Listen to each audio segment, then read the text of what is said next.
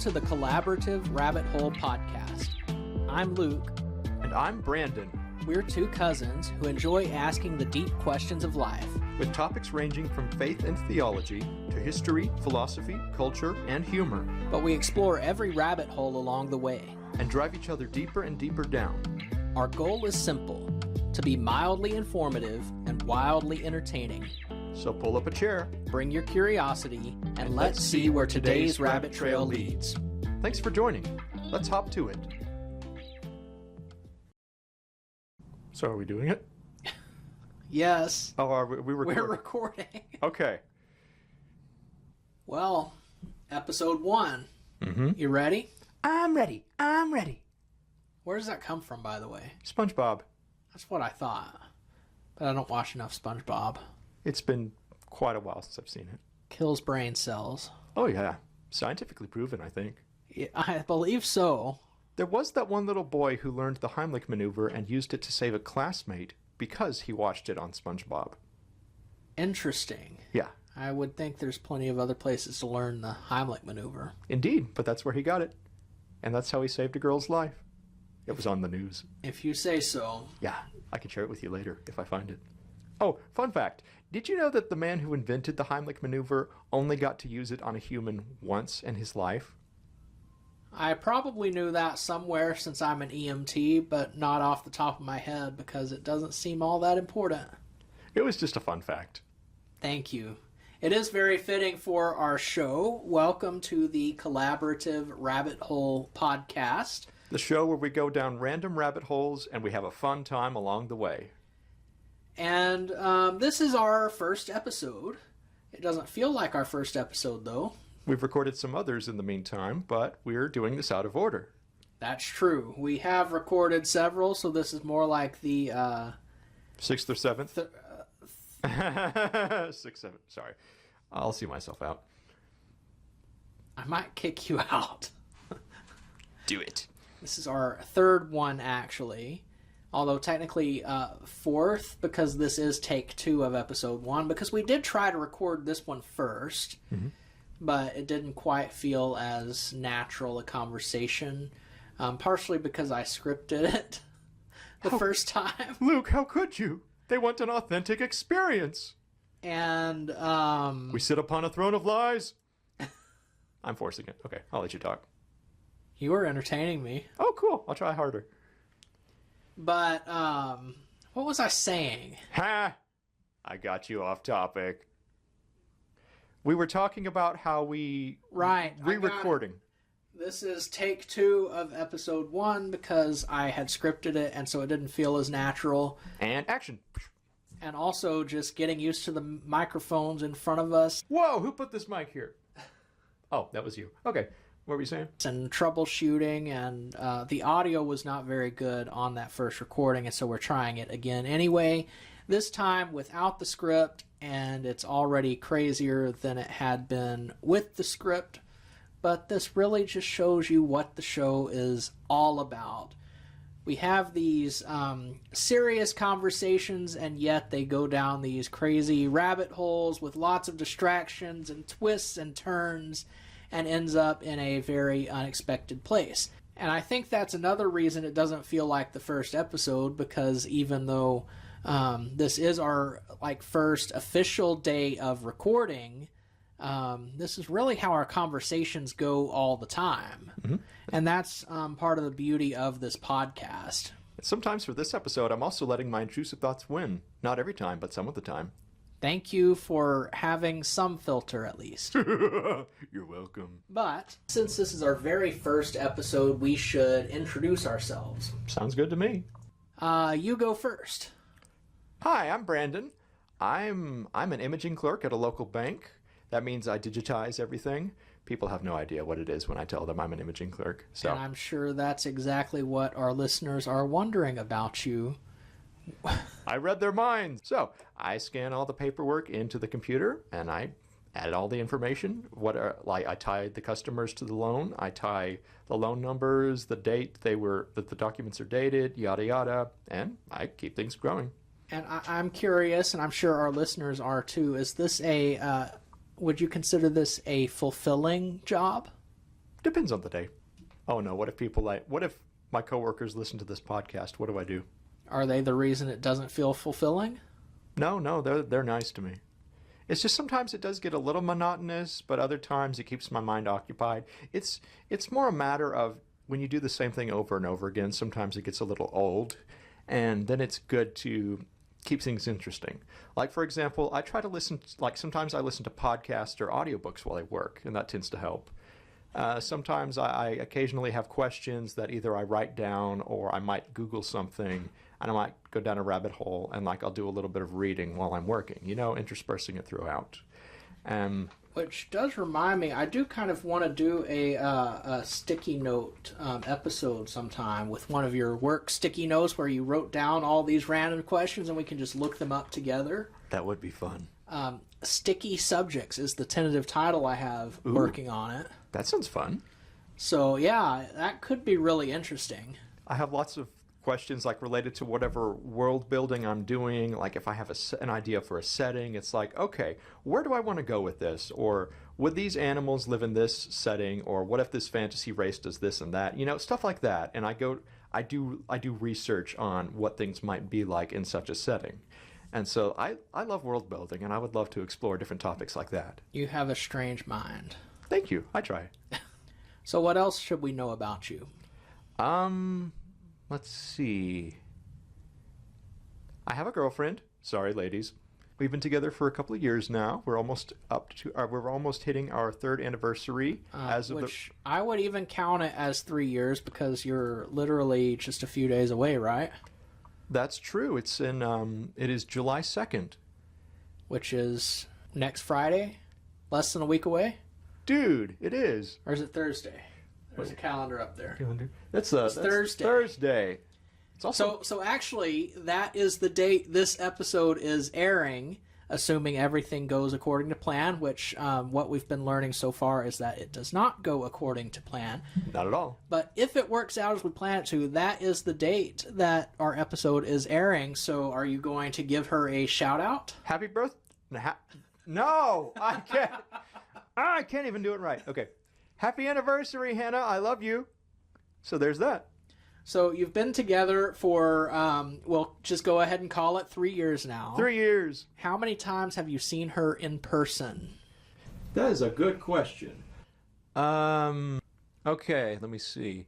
Yeah, so this is long distance. Everybody, we met online, and we've seen each other several times. And Brandon is in Texas, and she is in Ohio. Yep. We're not including FaceTime, are we? Like actual in the same room. Okay, there was the time we met, and then I feel like I'm gonna need to look back at my calendar for the times that we've also met since then. I want to say it's only like 6 or 7 times. Probably. Maybe 6, not 7. even that. Thank you. You're welcome. Why did I say that? Within 10 times, technically. But we have video chatted and talked on the phone many more times than that. So, there is that. And despite your weirdness, Brandon is the weird one between the two of us. I know, right? I'm the normal one here. Normal is relative. But yes, he is. Despite your weirdness and having only seen each other 7 times, you have been far more successful at relationships than I have been. Yeah. I mean, she initiated, to be fair. Like, she's the one who liked my profile, so there's that. Well, it would be a lot easier for me if they would initiate. Yeah. But any advice for all of our single listeners out there since you've had such great success? It's okay to not be in a relationship, and it's okay to take your time. It's easy to say that when you're in a relationship. I know, totally. Set aside time for each other. Make sure you make an effort. Sometimes you do have to schedule your dates. Like, you can do phone calls every few days or so. You could do movie dates where, like, you could stream certain movies or anime depending on whatever apps you're using or whatnot, where, like, you bring up a second screen and you share your screen. Or sometimes you can just, if you run out of things to say, you could just listen to each other, like while you're going about your day or while you're doing your chores or whatever. There are ways to make things work. There are ways to spend time together, even if you don't have anything specific to talk about. Spend as much time together in person as you can. With long distance, that may be difficult to do, but yeah, spend as much time together. Also, spend time with their family if you can. Like, get to know their family. Because, like, if things do lead to an eventual marriage, you are marrying into their family. So you do want to get to know their family and to figure out, is this a family I could see myself joining? And she's got a great family, so yeah, that's a yes for me. But yeah, just spend as much time together as you can, but also give each other time to, well, have a life outside of the relationship. Like, you know, you still have your interests, you still have your work, you still have other friends, but what is it I hear on either other podcasts or videos? Be a complete person. Like, you want to be happy outside of the relationship, and then you bring your happiness into the relationship or something. Okay. This is from a guy who's long distance dating and isn't very experienced. This is what I hear from other people, so I'm just regurgitating what I've heard. And long distance can be hard, but it's one of those things where if you work for it, you can make it work. Okay. Good to know. Thank you. Because I figured you would have lots of wisdom for us. Oh, you think highly of me. I like that. Anything else we need to know about you? I don't know what to say. You act. Oh yeah, I do like that. I do like acting. That's a huge thing. How did you forget that? Well, it just didn't come to mind right away. Okay, so I am involved in local theater. Try saying that again where you're not wiping your nose. Okay, so this is local. Okay. I've been involved with them since at least 2003. No. That's a long time. 20 years later. I've been involved with them since at least 2023, possibly 2022, sometime at the end of the pandemic. So I've been doing several shows with them, some musicals, a few regular plays, but mostly the musicals, really. Anyway, that's been a good time. So where do you want to go with that? My dream is to be a voice actor. So, like, I wanted to... I'm not sure when I wanted to start. I know I was interested in acting as early as high school, and so actually when I went to college, not theater, I went to college and I started out, I was going to be a theater major. Now, let's see, my advisor did talk me out of it at one point. He told me of how it was harder to find an acting job, and there were a lot of actors, but working behind the scenes could be really useful, and there could be some more opportunities with that. So just to clarify for our listeners, your professor talked you out of an acting major. Yes. Because of the lack of opportunities associated with that kind of thing, right? Right. And so what did you major in instead? I was going to do interactive media, but after a couple of bad semesters, I decided that wasn't for me, and I ended up majoring in history. And how many opportunities are there? Well, you could be a park ranger, you could be a history teacher, you could be a tour guide, you could be president of the United States, just like President Joe Biden. I mean, he was a history major, wasn't he? Didn't he also go to law school? Well, yeah, there's that too. You could go to law school. I don't have any plans on going to law school, but that is a possibility as something you could do with a history degree. So you got a history degree for more opportunities, and what are you doing with it exactly? I work at a bank. I do absolutely nothing related to my degree. Why are you looking at me like that? That was more fun than it should have been. Probably. I'm sorry. Oh, it's fine. We'll do it again later. I couldn't resist the opportunity. Hey, it's a good thing to point out. So, your main thing you got going for you is your dream of acting and voice acting. Mm-hmm. Still more prevalent than your history degree. Yep. What can I say? I learned all the boring stuff, and now I can act it out. I guess that's one way of putting it. Indeed. Maybe you shouldn't have listened to your professor, though. Maybe not, but oh well. I did keep the theater credits, and I transferred them into a theater minor, so that did work out. There you go. It's one thing to do with it. Mm-hmm. Keep it working for you. So what else do we need to know about you? I don't know. You tell me. I can't think of anything. Okay. Just enjoying the interrogation. Definitely. What's been your favorite show to be a part of? To be a part of. Favorite show might have been Charlie and the Chocolate Factory. That was a good one. Yeah. But I think my favorite one to watch was actually Hunchback. Oh, yeah. Gave me a lot to think about. Oh, what kinds of things did it make you think about? Love and loss and acceptance and all those kind of things. Yeah. And for anybody listening, so it's partly based on the Disney musical, the movie Hunchback of Notre Dame, but it's more closely aligned with the original book. And so it takes a much darker tone, and we do lose some characters, spoiler alert. Some of the characters do not survive the play. Including yours, right? Yeah. Okay, so I played Frederick, the Temple Guard, the Cathedral Guard, captain of the Cathedral Guard at one point, and yeah, he does not survive the show. But I think your mom handled that one better than that other time. Yeah, the time in Sweeney Todd. To be fair, I did warn her about Hunchback that I would be dying in this one, but in Sweeney Todd, I did not tell Mom or Dad or most people in my family at all. You didn't tell anyone that you were murdered in the first 10 minutes? I did tell... It wasn't the first 10 minutes. I wasn't there. I don't know when it was, but you were the first one to die. Yes. Well, one of the first ones to be... Okay, I mean, there was a murder before mine, but I was one of the first that got turned into meat pies later on. Thank you for the clarification. You're welcome. Hunchback was my favorite to watch. Charlie and the Chocolate Factory was a close second. Yeah. The Oompa Loompas were hilarious, the way y'all did that. Thank you.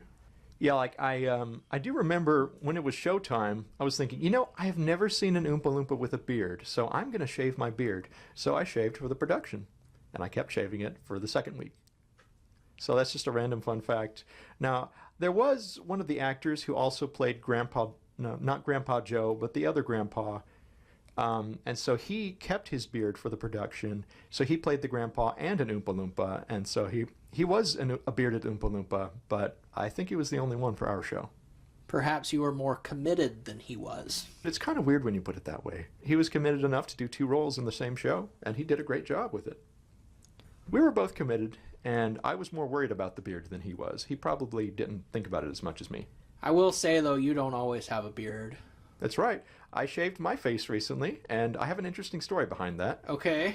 Okay, so the other day, my manager found a magazine where there was this one lawyer. He looks a lot like me, and so she cut out a picture of the magazine and showed it to me, and I was like, I could see that. And so the day after, I was like, you know what? Let me just play into it. Let's have some fun. So I shaved my facial hair, and I brought a red tie, just like his picture. And so I brought it to work, and I was showing my coworkers, how about now? Do I look like him now? And so, yeah, I did it just to play along with it. And so that was why I shaved my beard a couple days ago. Well, that's funny, because a couple weeks ago, I took some kids to church camp. By the way, I am a youth minister. I was planning to say that in a few minutes when I introduce myself, but I guess you need that context now. Good timing. Because I was taking some kids to church camp, and there was a kid there who I've known him several years, but he comes up to me and he's got this picture of some guy on his phone. He's like, this guy looks just like you. Mm-hmm. I'm like, this guy looks nothing like me. Mm-hmm. And he says, well, let's take a poll. Starts inviting people over. Do these two look alike? Holding up the phone next to my face. And they're all like, yeah, they do. Mm-hmm. I'm like, no, we don't. We had similar glasses. Yeah. And that's the only connection that I think there really was. And so I said, get a picture of this guy without the glasses, and then we'll compare without the glasses, without that one common feature that we have. Because the glasses really don't determine whether we look alike or not.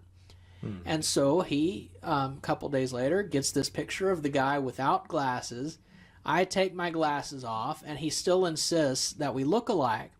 And so he calls over an audience to poll them, and there's like 5 or 6 people that come over. Do these two look alike? No, they don't look anything alike. Okay, we need 5 more people to come over and redoes it, and they say no. And then every time, and I think he did eventually get like 2, maybe 3 people that say, yeah, I can see where they look alike in some ways, but not really. And so he counts them, and he's like, see, there are 3 people that think you two look alike. And I'm like, but there's 50 that think we don't. Yeah. And so that was just a fun little thing. I'd like to see this picture if you have it. Do you have it? I do not. Okay. I do have a picture of mine. Would you like to see it now or later? Later. Okay. I'll show you later. Because our listeners cannot see it, unfortunately. So I will just look at it later. If we ever come up with a website, maybe we'll have show notes or something, you know? Yeah, I guess we could do something like that. Actually, go ahead and show it to me. They can at least hear my reaction to it. Okay. So I've got 2 pictures, one with the beard, one without the beard. So Fortunately, I know what you look like without a beard and with a beard. here's the first one with the beard. I kind of see it. Yeah, there's a vague resemblance, plus we have the same style of glasses. It's like mainly the nose and the ears and the chin. Although his chin is a little bit thinner than yours. Yeah.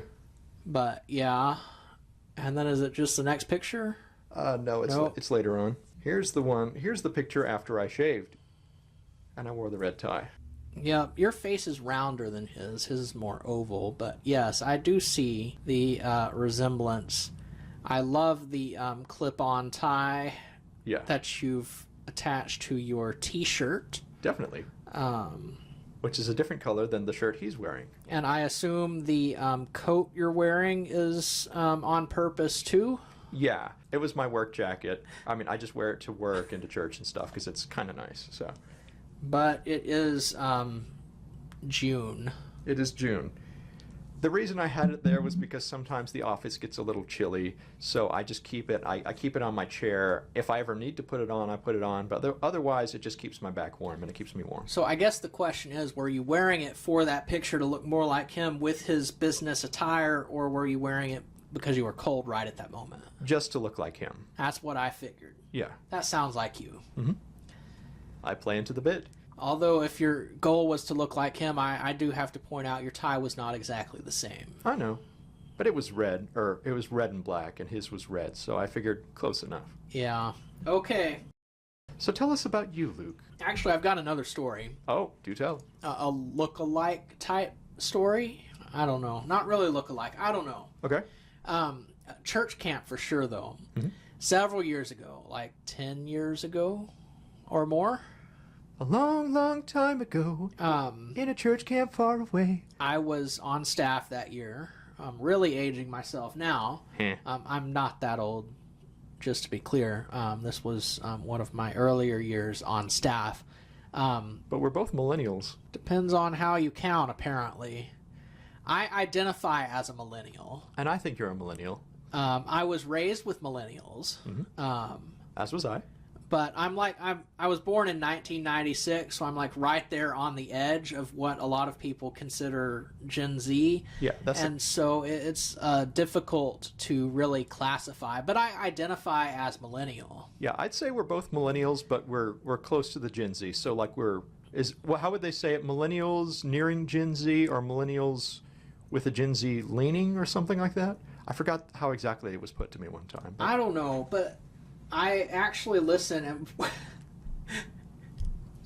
a rabbit hole to our rabbit hole. Yes. Do it. I listened to a lecture one time with a sociologist that actually does, like, I don't know exactly what he does, but something with the generation research regarding generation division and all that. Nice. And he was making an argument that there is some major event that kind of demarcates the beginning of each new generation. I think you've told me about this before. Keep going. I probably have, but his argument was that 9/11 is the marker for Gen Z. the question is not whether you were born before or after 9/11, but were you old enough to remember 9/11? Yeah. And if you were old enough to remember 9/11, then you're probably millennial. If you don't remember 9/11, then you would fall into Gen Z. And I remember 9/11. I was in kindergarten. I remember the events of that day. I remember a lot of the events coming up after that.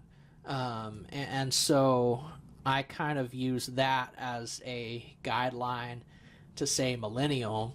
And another reason, it's a little bit of a bias, but there are all these negative perceptions about each younger generation, and so millennial helps me get away from some of that. Yeah. But the problem is, all the old people, they still think it's the millennials. They blame all of these problems on the millennials, and so it doesn't completely get away from that perception. Even though the news and the media has, it's jumped onto Gen Z now, and we don't hear much about millennials anymore. Well, even there's Gen Z and now Gen Alpha. There's 2 generations below the millennials. The kids who can't read. And they're all blaming all those problems on the millennials. And then the millennials and the Gen Z blame all the problems on the baby boomers. And then it's just this never-ending cycle of hatred and vitriol. Yep. Exactly. The word of the day, vitriol. So, would you like to spell it? V-I-T-R-I-O-L.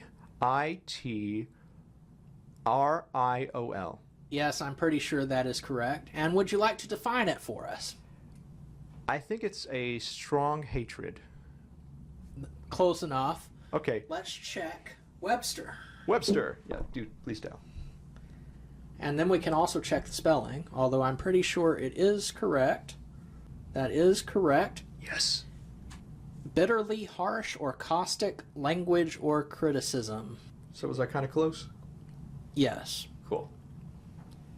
Or a sulfate of any of various metals, such as copper, iron, or zinc. Especially a glassy hydrate of such a sulfate. Sounds like it could be rough on certain surfaces. Probably. Which is how it relates to its other use, I suppose. What is its other use? The one we were just talking about? Right. Okay. I was like, wait, another use for the chemical? Oh, you meant the other use for the word. I meant the way you were using the word to begin with. I figured that. Okay. Our other definition.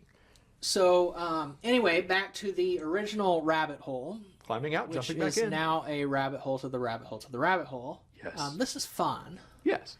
10 plus years ago at church camp, I was on staff, and there were these girls, campers. They came up to me one evening outside the dining hall, and they were like, "Is your name Tyler?" "No." "But you look like a Tyler." No, I don't." "Can we call you Tyler?" "No, you can call me Luke." "But you look like a Tyler." But he's a Luke. I said, "I look like a Luke because that's my name." And it goes on. "Are you sure we can't call you Tyler?" I said, "No, don't call me Tyler, call me Luke." And then they walk off calling, "Bye, Tyler." Now they're just messing with you. And anyway, they kept calling me Tyler all week, convinced like half the camp to start calling me Tyler. And so that's when I started my tradition of anyone who calls me something other than by my real name, I will call them by something other than their real name. And so I started making up names for these people. And a lot of them, I can't remember their real name. I remember the fake name I gave them. And they can't remember if my real name is Luke or Tyler. They know it's one or the other, but they don't remember which one's real and which one is the one they made up. I don't think I knew about this. And, well, it gets funnier because a few years ago I moved to Missouri for a little while, and shortly after I moved there, I went to McDonald's one day and was standing in the lobby waiting on my food, and this group of teenagers walks in, and this one kid's like, "Are you Tyler?"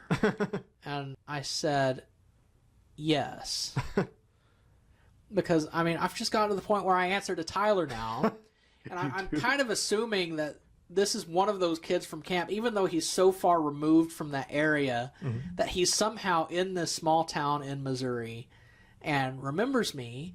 And And there is something a little familiar about him, but it turns out that no, he's in high school and he has a friend named Tyler that apparently looks like me. Oh. And we figured that out. And I mean, how close friends can they really be if he's not 100% sure what he looks like? That's fair. But as we discuss, we figure out that he's talking about this other guy, and I have to admit that my name's actually Luke. It's not Tyler, but here's a fun story about why I answer to Tyler. Yeah.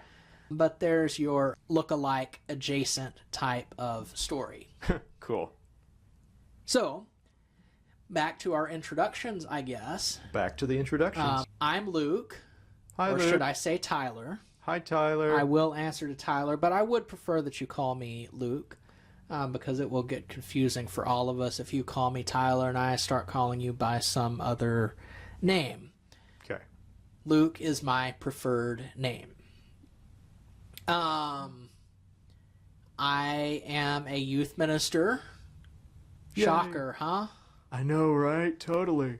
Well, I'll clarify that. I work as a youth minister. What's the difference? I identify as a preacher. I identify as an attack helicopter. No, you don't. You're right. Most of my career has been preaching. That is kind of my dream. That is what I want to do. That's where I am most passionate. But due to life circumstances, I'm working as a youth minister right now, and I'm having a great time with it. I'm passionate about that too. It's actually a lot stressful for me than preaching has been the last few years. It's a lot stressful for you?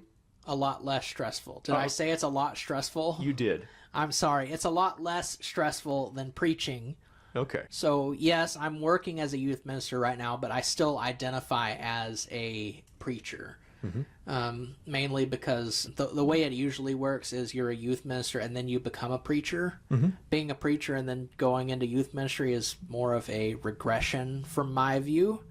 From a preacher's view, the youth ministers see it as a step up, but no, I would like to eventually be preaching again if my life circumstances change. I actually, there's an opportunity that a couple of years ago, had it opened up, I would have absolutely taken it for preaching, except it just kind of opened up sort of within the last week or so, and I said, you know, if this had been a couple of years ago, I would have jumped all over it, but right now, I'm happy where I'm at doing this youth ministry. Even though I still identify as a preacher, I'm happy where I'm at. Yeah. So you identify as both a preacher and a youth minister? No. No. I identify as a preacher who works as a youth minister. Okay, I misunderstood you. When I go back to listen to this podcast, I'm going to be like, it was right there. How did I miss that? I'm a youth minister in a preacher's body. Okay. Good for you. There we go. But I am having a great time doing it. Lots of fun with the kids. Just took them to church camp last week. I've got lots of stories from that. But I still like to preach a lot. Nice. And do it as much as I can. Nice. I have 2 master's degrees in different fields. Somebody recently asked me, what do you call somebody with 2 master's degrees? And technically the answer is nothing. There's no title that comes with a master's degree or 2 master's degrees, but you may call me Grandmaster. Okay, Master Yoda. Grandmaster. Grandmaster Yoda you are. Thank you for that. You're welcome. Love your impressions. Thank you, I try. I'm not the impressionist. I could try and fail. I'm not even going to try. Aw. That's Brandon's job. But I want to see you try something out at some point. No. We'll find the right impression. We're going to find one just for you. I know the perfect impression, actually. Oh? Myself. Huh.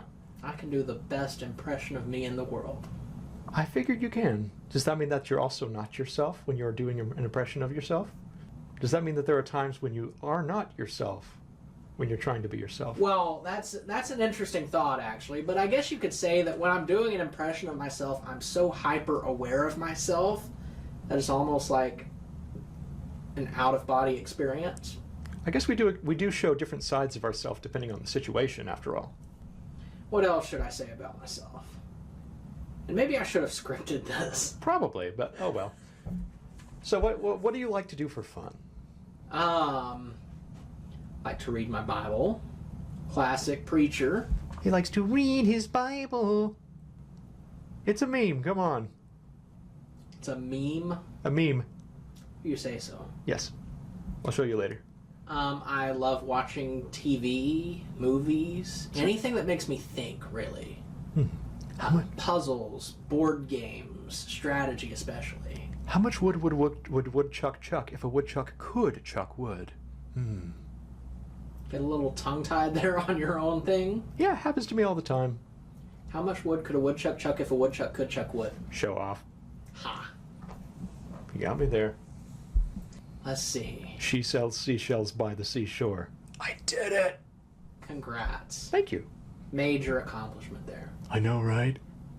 So, I'm chronically ill. Yay! You'll probably hear about that sometime. That's not something to cheer for, Brandon. Nay. Thank you. And so that's part of why, what led to this whole youth ministry type thing.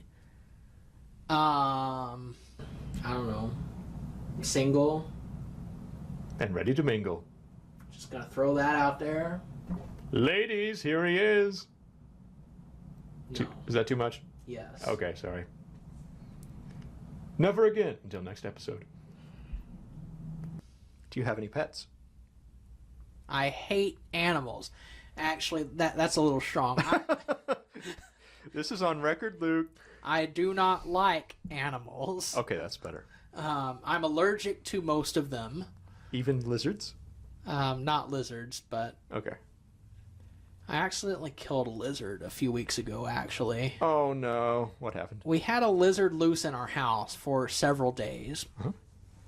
And we finally saw it, and we were trying to get it out of the house, but it was so fast. Mm-hmm. And so I found this kind of a plastic tub that I put over to trap it in, and then I was going to, get it out. And anyway, I ended up just squishing it and accidentally suffocating it. And I was very sad. Because when we found it, my mom told me to stomp it. What? And I didn't want to do that. I was trying to save its life. I appreciate that. But also get it out of the house, and accidentally killed it in the process of trying to save it. Yeah. And it was really sad. Yeah. I would be sad too. But, and especially like my 2-year-old niece was watching, and she wanted to see the lizard once I took it out, and it was dead by the time we saw it. So, but a nice circle of life lesson for her early on, I guess. It moves us all. But I was very disappointed by the outcome.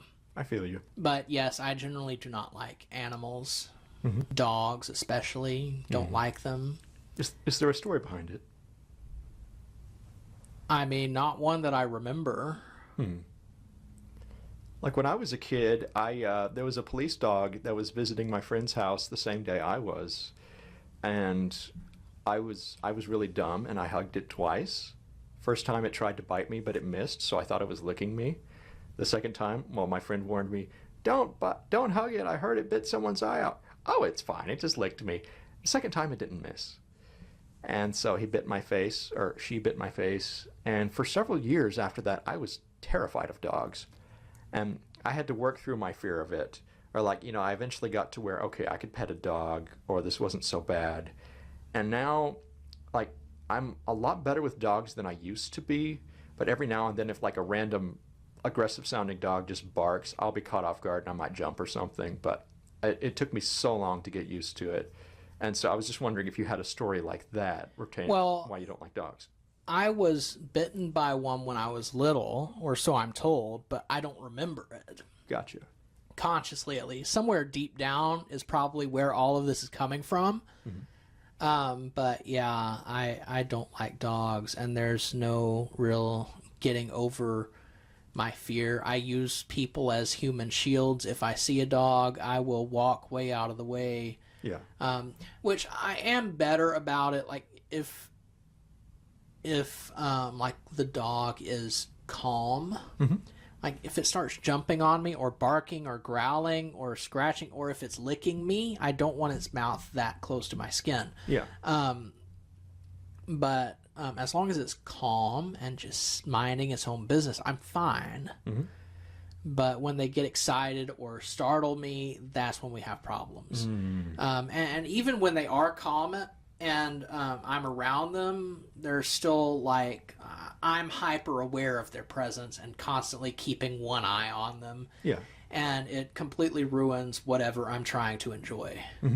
And so, yeah, don't like animals. I got you. Which is one, I guess, challenge when it comes to dating, because people are like attached to their pets. Yeah. And like their pets are more important than people.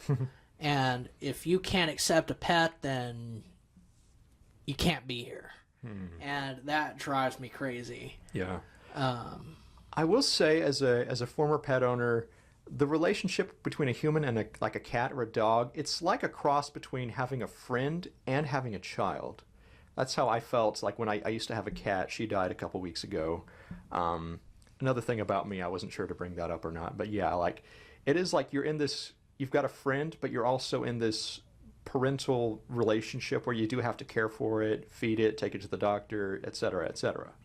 So I guess some of them, part of that attachment that people feel is as a child and as a friend, kind of rolled up into a single furry package that's fun to pet.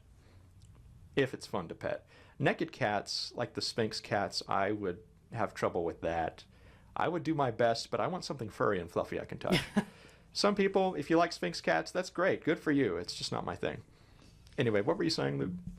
I don't remember, honestly. You were talking about not liking pets, and some people get very attached to their animals, and it's strange. Actually, I will say though, you Brandon and I used to rent a house together, and then I moved out to go for a job in a different town, and it wasn't too long after that you got Panda. Yeah, it was. Was it?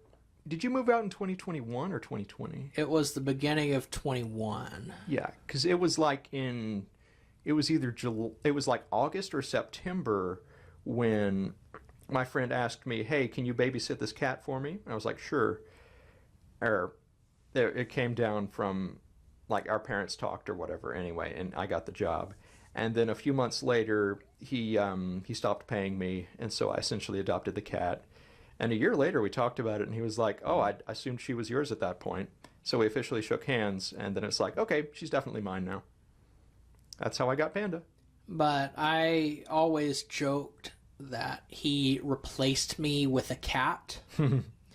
And there have been like several points since then where if you didn't have a cat, I would have moved back in and we could have worked out the rent situation again. Yeah. And like even now, but I'm sure your house is just completely infested by cat fur and yeah, we do need to clean it out. I would be open to it in the future, and the furniture. But yeah. And so yeah, he replaced me with a cat. Not intentionally, but it did happen. He admits it. That's the first time you've admitted it. Because you used to deny it.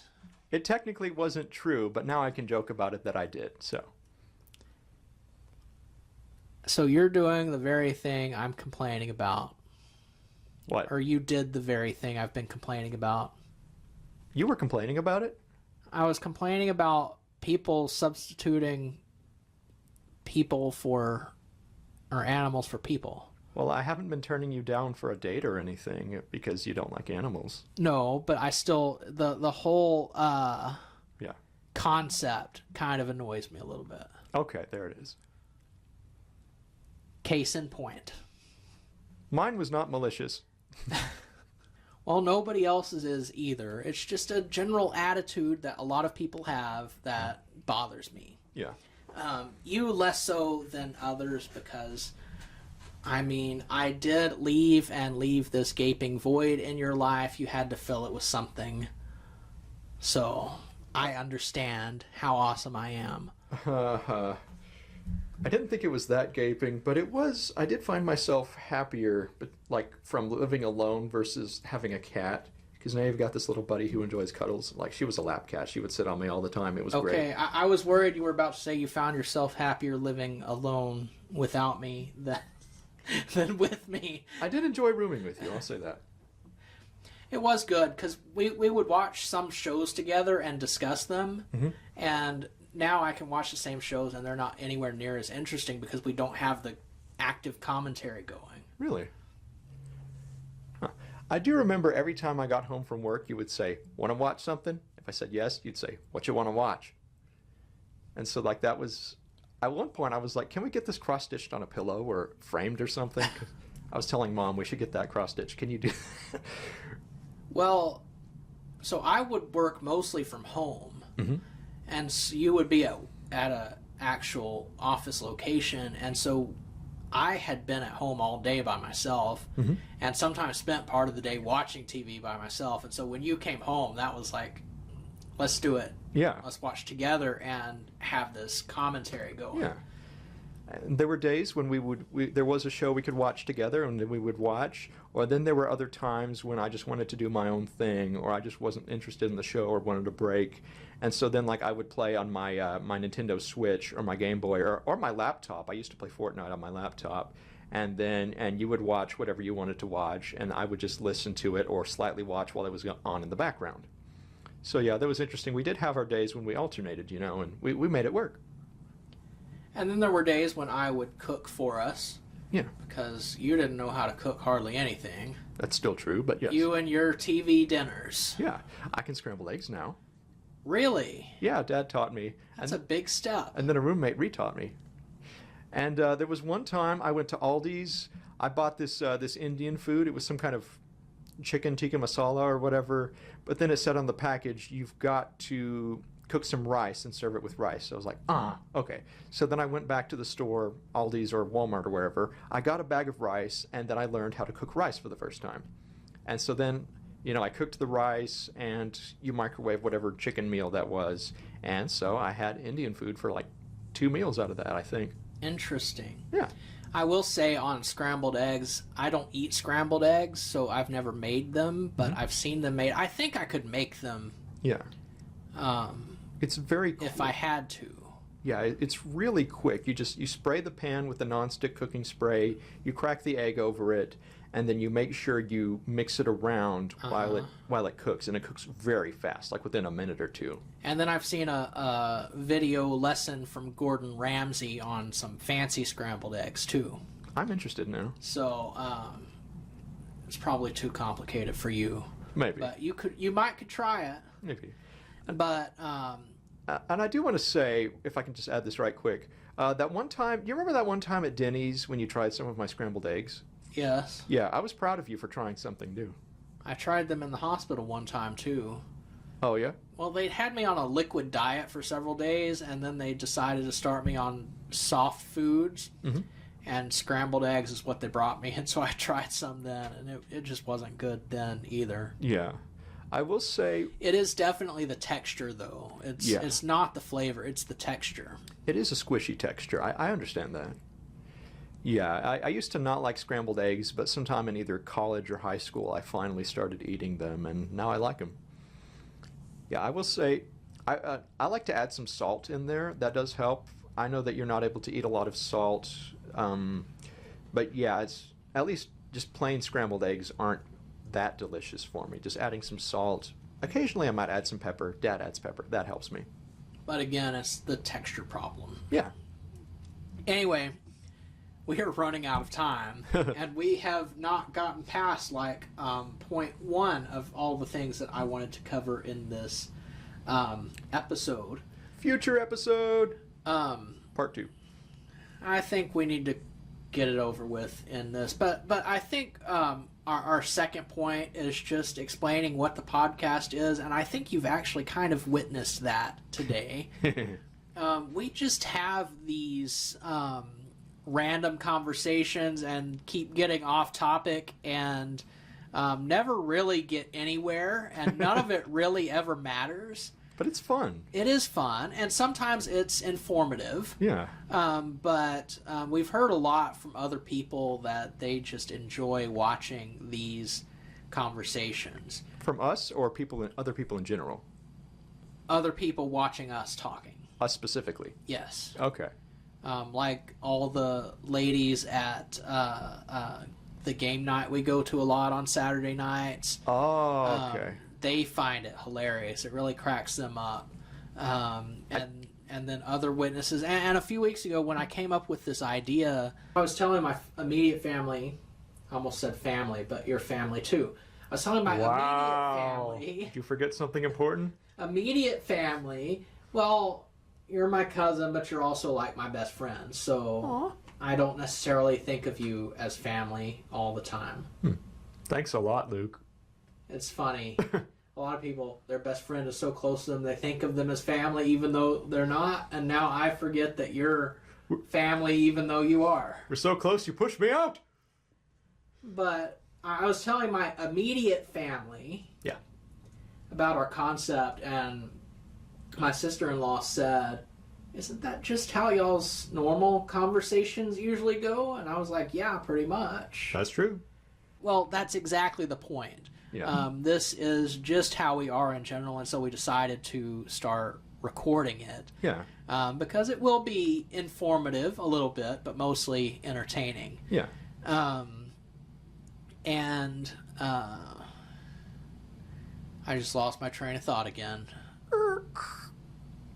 That's the train of thought crashing. Yep. Well, I guess it wouldn't be crashed so much as it went down into the fog and we haven't seen it come out yet. Well, it went off the tracks, so Oh. it may have crashed into a tree or something. What if it's like the Polar Express and they're able to steer it back onto the tracks? Didn't that happen in the Polar Express, or am I misremembering? I don't know. I haven't seen that in years. I haven't seen it since it was like in the movie theater. Grandma took us to see it together, didn't Yes. she? Yeah.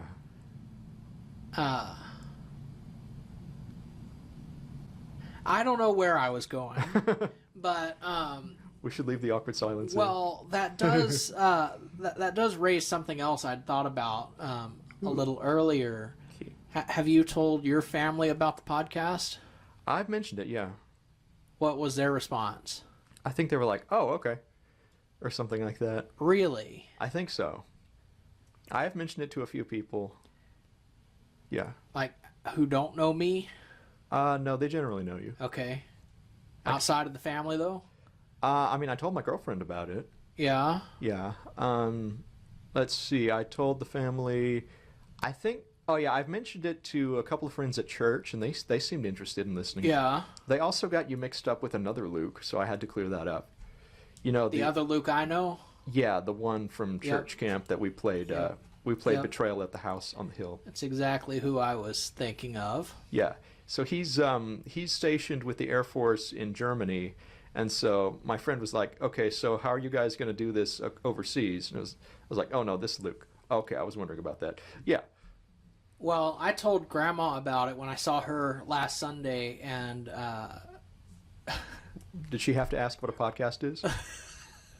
that's exactly what it was. She said, "What is a podcast?" It's a radio show, but you can download it. That's exactly what I said. I said, it's a radio show, except it's not on the radio, it's on your phone. Yeah. But I've got a lot of people who are interested to listen. You already explained to us like why you wanted to start the podcast, right? Or was that, I know you got into it a little bit. Are you satisfied with how you answer, or would you like to say more? I'm wondering if that really is going to be episode 2. Oh. Because we are at 50 minutes and 45 seconds. Dude, okay. which was one of your concerns earlier. How are we going to fill up this space? And I told you, we've got plenty of ways to fill up the space. This is the way our conversations go. I've been pleasantly surprised by how much we're filling things up, and it's almost, I would say almost effortless at this point. Yeah, I think the main difficulty is actually trying to structure it into episodes and not go way over time. And also having my butt hurt after sitting in this chair for so long. That too. Too much information? Yes. Haha. Now all of China knows that my butt hurts. But yeah, I guess we can pick up with all of this, continue this thought in episode 2, which we were kind of planning to do anyway, just in a different way.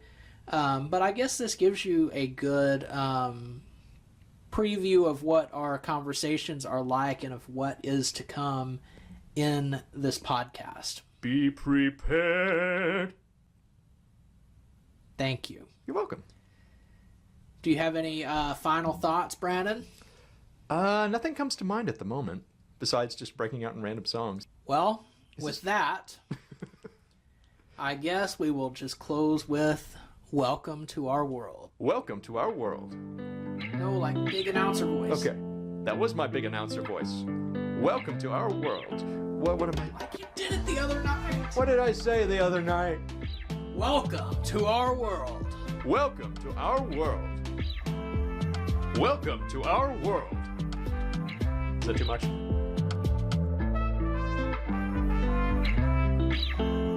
If you enjoyed today's conversation, please like, subscribe, and leave a review. And be sure to follow us on Facebook, where the conversation never ends. Thanks for listening.